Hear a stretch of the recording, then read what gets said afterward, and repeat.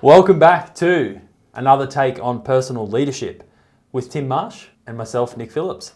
Last week, we talked through the concept of above the line, below the line thinking. Now we want to get a bit more practical with it, as we do. So we're going to talk about how we can utilize this tool ourselves. Before we worry about anyone else, let's see how it applies to ourselves. So Tim, what's front of mind for you about applying this principle to ourselves? So I guess the first thing that comes to mind is it's easy to say it's a choice, but for a lot of people, they may not be aware that they have that choice. So I see lots of people who are they're caught up in this mindset of things are out of control, their worlds are chaos, they're busy, they're distracted, all of those things. And so there's a piece of this which is fundamental to it is you've actually got to be aware that you have the choice to do something with this. Because ultimately it's about you being aware that you can be in different mindsets, and depending on those mindsets can actually affect the outcomes that you're getting, not only daily but weekly, monthly, annually. So the key is it takes conscious effort. And for those people who are already exhausted or in other mindsets, that's the first part of the challenge. As I said, it's easy to say, this is an opportunity, just grab it and go with it, and we'll talk about the detail behind it, but I think that's first and foremost the first thing that comes to mind is, where are people's headspaces? Because if they're in autopilot, like if they're stressed and they're reacting to what's around them, they're probably not going to be conscious enough to be able to go, oh, I'm going to stop myself, where am I, and start to use this. Yes. So that makes sense. Yeah, and you think about like the irony is you've got one side which is the unconscious process where you are running on autopilot and you're caught up in problems and issues and the past and justifying things, being defensive, like all of those components, which is one element of below the line piece. But you need to be aware of that to then want to do something about that.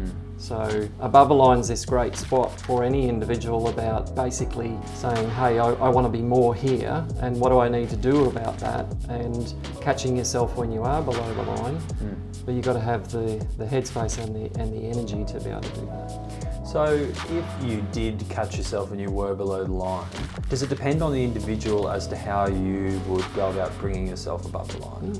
Yeah, it can be very different. For someone, it could just be as simple as I am below the line, I don't want to be here, and I'm just going to make a mental shift of I choose to be here. For someone else, it might mean, in fact, a good example, I can think of someone who walked around the production floor anti-clockwise, and I don't understand all of it myself, but by the time they came back around, they were in the right headspace and ready to go with their team.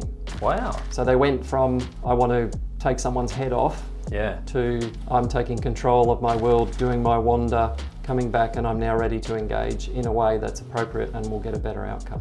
Actually, funny you say that, because another example, similar thing was, a walk around the block or a walk around the outside of the building, or around the car park. We've had a couple of clients that have, used those examples of clearing the head or those sorts of things.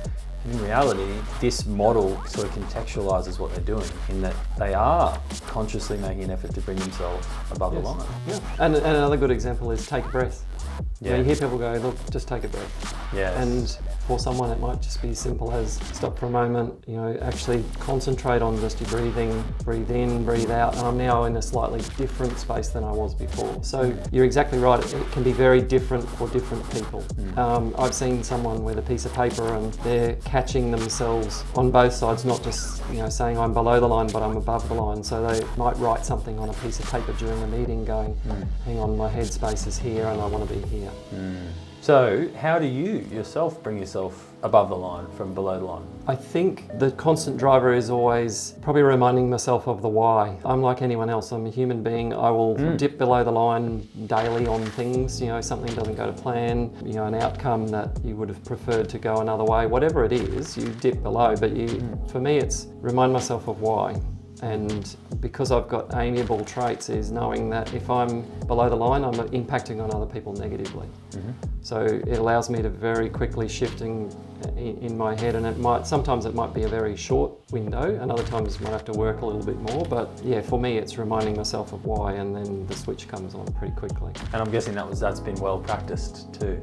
I guess, to automatically know what to do in that once you catch yourself there. Yes. And that's something that comes with employing this as a tactic moving Yes. forward is the practice piece too. Absolutely, and it's that, yeah, because it's that conscious piece. And some of it will become habitual, but some of it still requires work. You know, I said it's one of the challenges behind it is you actually need to keep working on this all the time. That makes sense. All right, 7-day commitment, as we always do.